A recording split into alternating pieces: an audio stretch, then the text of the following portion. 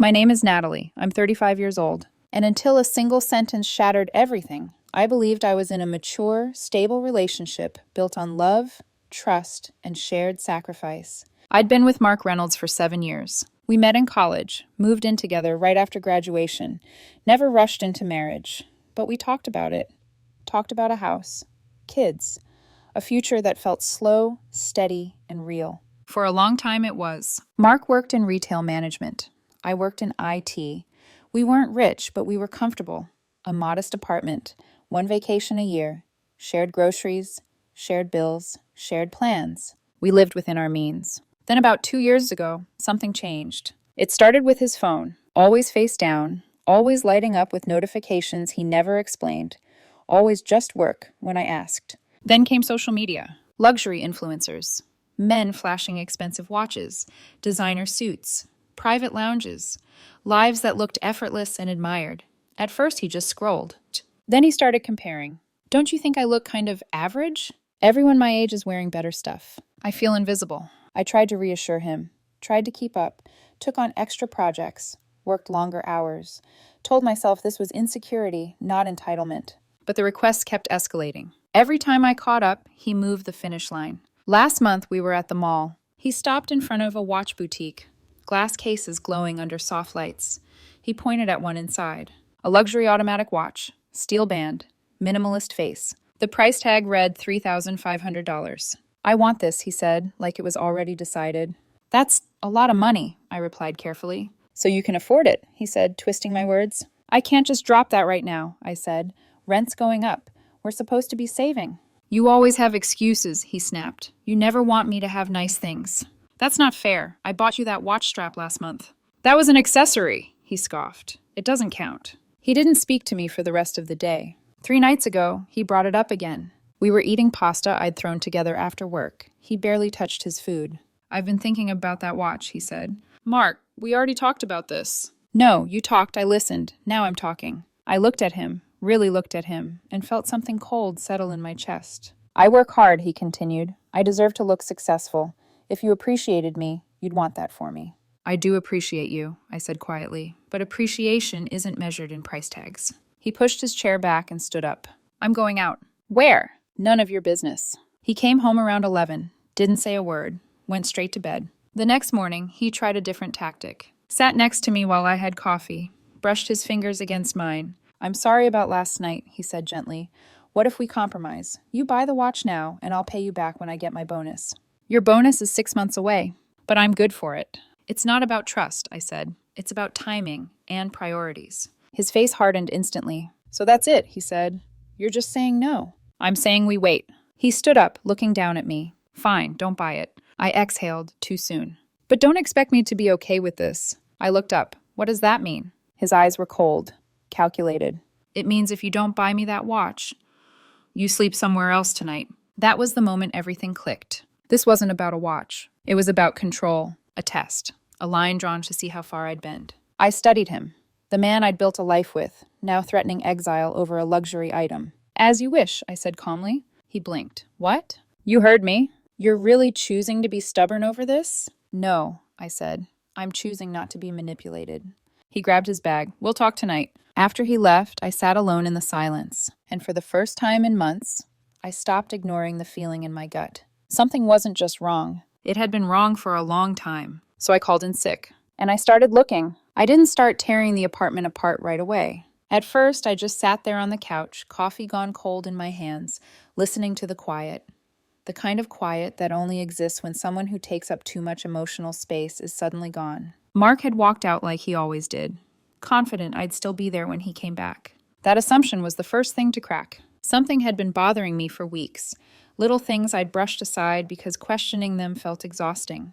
His phone always face down, notifications lighting up at odd hours, clothes that looked newer than anything I remembered buying, receipts in the trash for places we'd never gone together. I'd told myself I was paranoid, that this was what happened when you lived with someone long enough. Your mind filled in gaps that didn't matter. But the ultimatum changed everything. If you don't buy me that watch, sleep somewhere else. That wasn't frustration, that was strategy. So I stood up and went to the bedroom. I told myself I was just looking, not accusing, not concluding, just confirming. I started with the closet. At first glance, everything looked normal. His jackets, his shirts, shoes lined up neatly.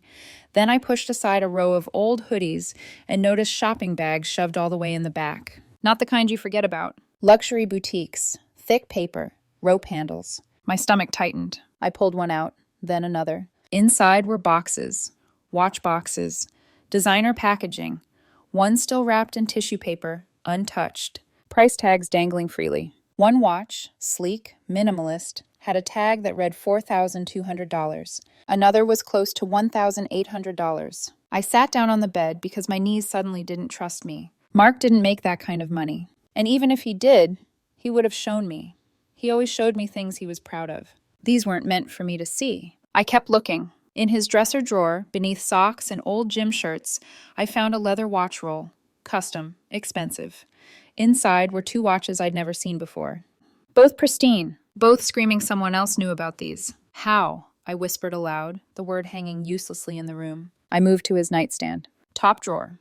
Chargers, receipts, random clutter. Second drawer, an old planner. I froze. Mark had switched to digital calendars years ago. He used to joke that paper planners were ancient. I picked it up slowly, like it might burn me. The first pages were boring. Work shifts, meetings, gym days. Then I reached 4 months back, and the pattern started. 2 initials, just 2 letters. Repeated, same days of the week, different times, different places, coffee shops, upscale restaurants, a wine bar downtown, and then a hotel bar. My throat went dry. Twice a week, every week, for 4 months. The last entry was from 3 days ago. The night he stormed out after dinner, I closed the planner and pressed it to my chest, forcing myself to breathe. Maybe it was a coworker. Maybe it was something stupid, harmless. But people don't hide harmless things. I put the planner back exactly where I found it and walked to the living room, my hands shaking now. I opened my laptop, logged into our shared bank account. At first, everything looked normal. Rent, utilities, groceries. Then I saw the transfers. Small ones at first. $500, $750, $1,000. All moving from our joint savings into his personal account. My heart started pounding. I clicked deeper. 6 months ago, we'd had nearly $20,000 saved. Money for a down payment. Money we talked about carefully, responsibly. Now, just under $8,000 remained. He'd moved over $12,000 without ever mentioning it. I stared at the screen numb. Then I noticed the spending. High-end restaurants, ride shares to parts of town we never went to together. Cash withdrawals far larger than usual. This wasn't one mistake. This was a system. While I'd been working late, trying to keep us stable, Mark had been living another life, one funded partly by someone else and partly by me. The watch, the ultimatum, the secrecy, it all lined up with brutal clarity. I checked the clock. 2:03 p.m. He'd be home around 6. For the first time since this began, I didn't feel confused. I felt calm, cold, clear. I didn't want an argument. I wanted the truth to walk into a room and see itself reflected back. So I made a decision, and I started preparing. Once the decision settled in my chest, everything moved quickly. Not emotionally, emotion had already burned through me, but mechanically, clean, precise. I started with my own things. Not everything, just what mattered. My laptop, passport, birth certificate, work documents, a week's worth of clothes, the small velvet pouch with my grandmother's ring, the one thing I never left behind when life went sideways. I loaded it all into the trunk of my car, careful not to rush, careful not to forget anything I'd regret later. Then I went back inside. And that's when I touched his world. I opened the wardrobe fully, pulled out every hidden purchase I'd found, every watch, every box, every receipt he never showed me. I laid them all out on the bed, steel bands catching the light, polished faces staring up at the ceiling like unblinking eyes.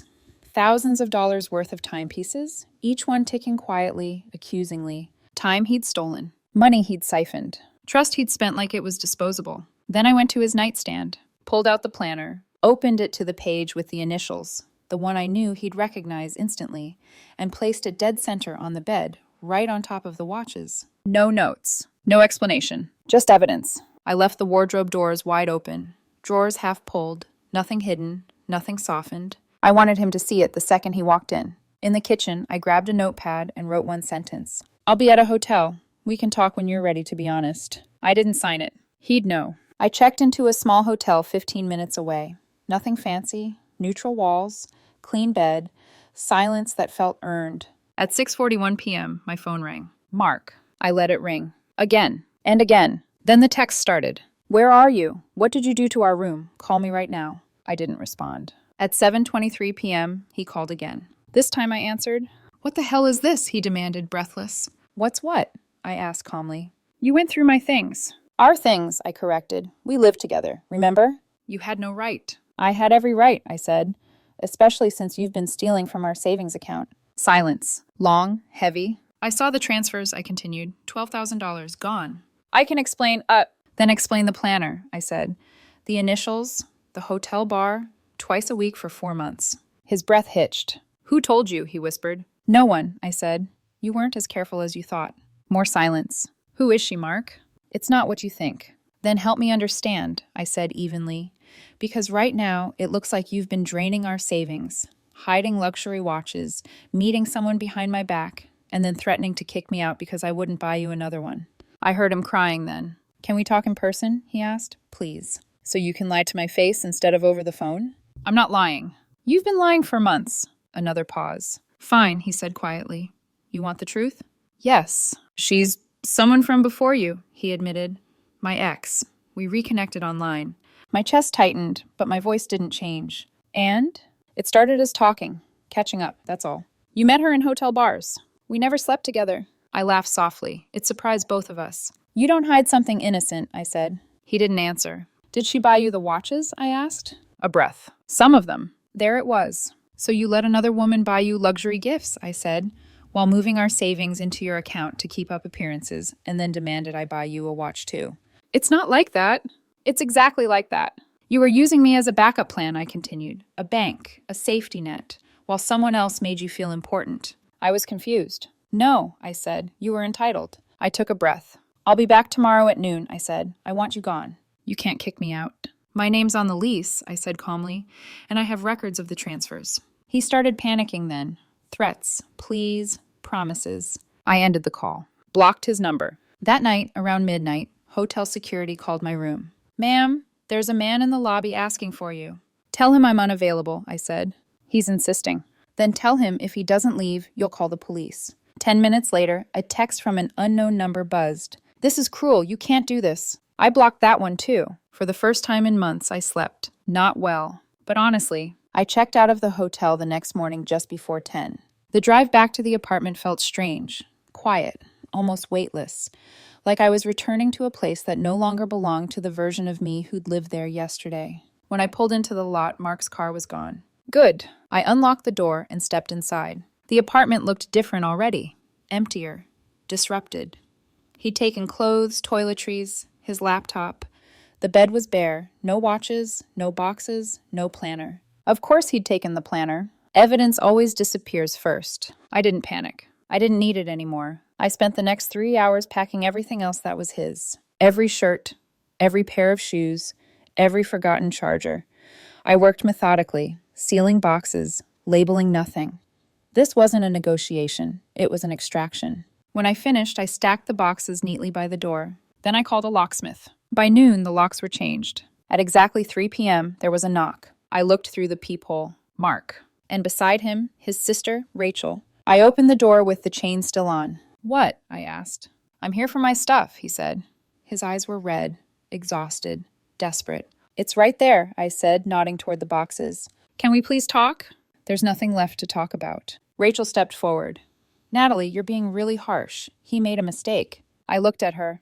A mistake is forgetting an anniversary, I said. This was months of lies, financial theft, and emotional betrayal. Mark's voice cracked. I said I was sorry. You said you were confused, I replied. Those aren't the same thing. I never meant to hurt you. But you did, I said calmly. Repeatedly, because it was convenient. Rachel sighed. You're throwing away 7 years over a watch? I met her eyes. No, I said. I'm ending it because he treated me like a resource instead of a partner. Mark started crying again. We can fix this, he said. I'll cut her off. I'll pay everything back, I swear. You didn't confess, I said. You got caught. Silence. I have records of the transfers, I continued. If you want to make this ugly, I'm ready. He flinched. I removed the chain and opened the door fully. Take your things, I said. They loaded the boxes into Rachel's car. The entire time, Mark kept trying to speak. apologizing, explaining, bargaining. I didn't respond. When the last box was gone, he turned back to me. "So this is it?" he asked. "You ended this months ago," I said. "I'm just acknowledging it now." They left. I closed the door, locked it. The apartment was quiet, but this time it didn't feel empty. It felt free. 2 months passed. Not dramatically, not cinematically, just steadily. The way healing actually happens. I downsized, moved into a smaller apartment closer to work. Less space, less noise, less pretending.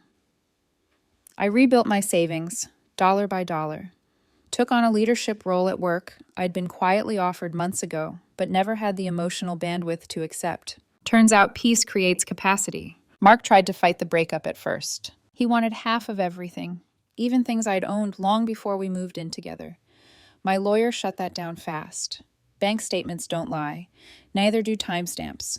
Neither does a paper trail of $12,000 quietly siphoned away. He's living with his sister now. Lost his job a few weeks after everything fell apart. Apparently, missing work twice a week for meetings eventually raises questions. From what mutual friends told me, the ex-girlfriend, the one who made him feel seen, disappeared the moment things got real, the moment lawyers and consequences entered the picture. She'd been there for the fantasy, not the fallout. I ran into Mark once, at a grocery store, of all places. He looked thinner, older, like someone who'd aged a year in a season. He saw me, opened his mouth.